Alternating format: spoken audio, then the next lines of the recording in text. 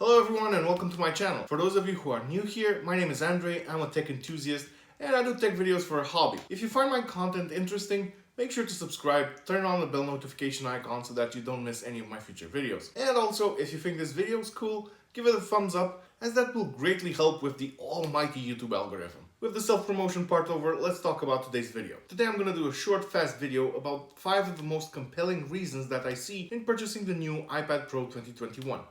So, cue the intro and let's get started.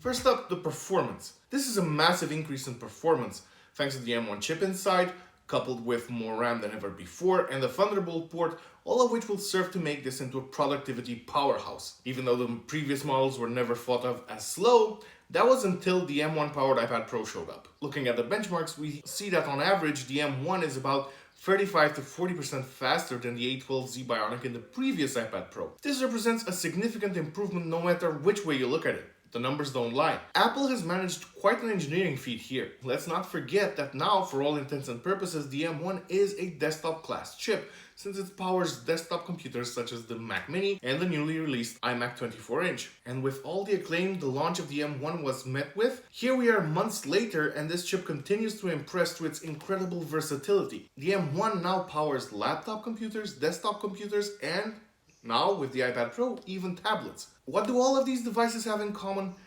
Fantastic performance, fantastic efficiency, and in terms of laptops and presumably tablets, fantastic battery life to go along with it. This is one serious feat of engineering, making the iPad Pro that more compelling of a device. Secondly, we have the great display quality. This one's most valid for the 12.9-inch model, but remains true to a certain extent on the 11-inch model as well. As many have said, myself included, the M1-powered MacBooks offer a very compelling alternative to the iPads. However, although that holds mostly true, there is one category where it doesn't, and that's displays. The Liquid Retina XDR display in the 12.9-inch model is nothing short of amazing. The mini LED technology that was so long rumored has finally found its way into the M1-powered iPad Pro and brings with it some eye-popping specs. Apple would not be comparing this display to its Pro Display XDR, a $5,000 product, if the comparison didn't hold true. This makes the $1,100 for the 12.9-inch entry-level model seem like a bargain in comparison if you look at the prices of the Pro Display XDR. Critically, both iPad Pro models retain that 120Hz ProMotion adaptive refresh rate, which makes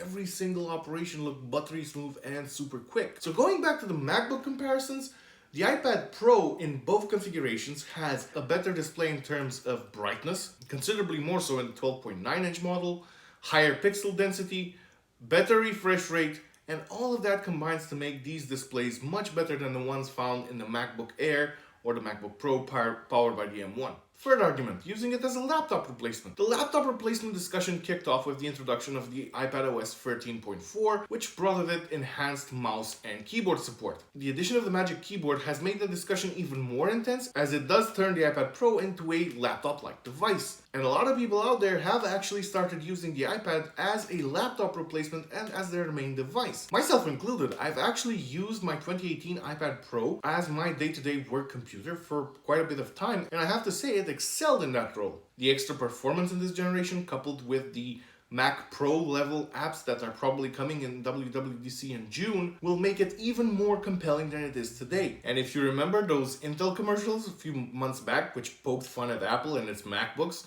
for not having touch displays in MacBooks or having any sort of hybrid laptop tablet computer, well, the iPad Pro is as close as you're gonna get to any of those. And arguably and critically, the iPad Pro can turn into a hybrid, but also as a tablet, it's much better than any of its Intel-powered competitors. Fourth argument, future-proofing.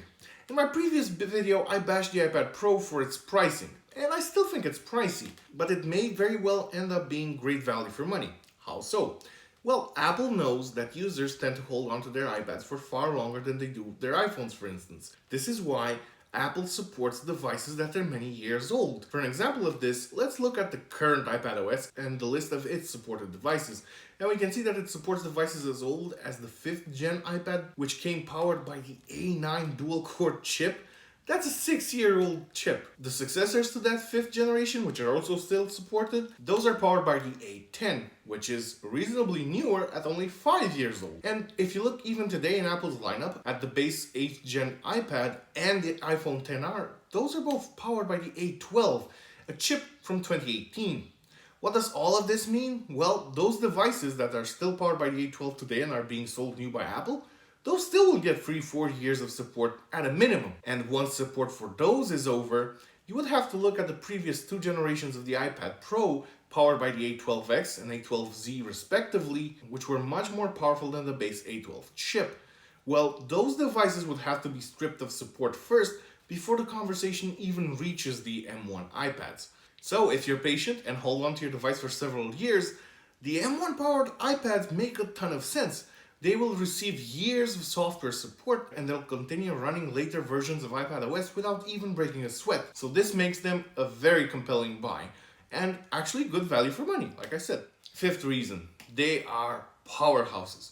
For pros and non-pros alike, they will be amazing for gaming, media consumption, and everything else that makes the iPad such great tablets in general, and pretty much the default choice for many people when they're buying a tablet computer. They will further blur the lines between a computer and a tablet to the point where for most users, they may actually end up being one and the same thing. For anyone who's looking for the absolute best performing portable computer / tablet out there, this is pretty much the default choice. The upgrade is quite meaningful over its past generation and brings a host of different features. The aforementioned performance improvements, better cameras overall, with the front-facing camera featuring center stage for video calls, not to mention the great screens. Even the addition of 5G makes an absolute ton of sense. Now, I know I've criticized 5G a lot on this channel because I've said it's not yet a differentiating factor when purchasing a phone or a tablet, and that still holds true, but the truth is 5G is improving from day to day and it's maturing. Having 5G as an option makes absolute great sense, especially if you're in the scenario where you're going to keep the device for a couple of years. By that time, 5G will most certainly mature and give you even faster speeds with greater consistency overall as well. All of that put together makes these the best iPads available today and pretty much the best tablets out there on the market. Regardless of your workflow, if you have the budget for it and want the best and most powerful tablet computer you can get, these are the default choice. And we've now covered what I think are 5 most compelling reasons on why you should buy this generation of iPad Pro. I'm going to do a second video on this with 5 reasons why you could skip on this generation, because arguments can be made on both sides of the question. With that being said, thank you for watching and I will see you next time.